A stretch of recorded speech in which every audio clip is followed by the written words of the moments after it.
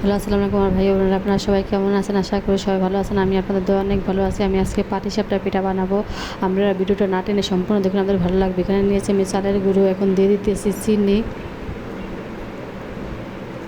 এবার দেবো স্বাদ মতো লবণ, এবার আমি দিয়ে দেবো পাউডার দুধ, দিয়ে এটাকে আমি ভালোভাবে মিক্স করে নিয়েছি। এখন দিয়ে দেবো পানি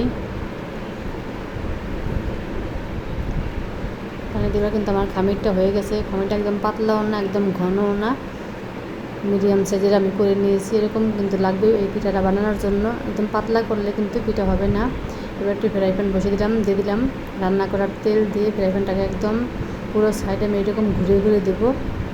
এবার খামিরটা আমি এখানে দিয়ে দেবো, দিয়ে ফ্রাই প্যানটার সব সাইড পুরো আমি এরকম ঘুরে ঘুরে দেব। এবার আমি বাসটা দিয়ে দেবো। এরকম করে আমার ভাজ কিন্তু দেওয়া শেষ। পিঠাটা হয়ে গেছে, এখানে আমি নামিয়ে নিব।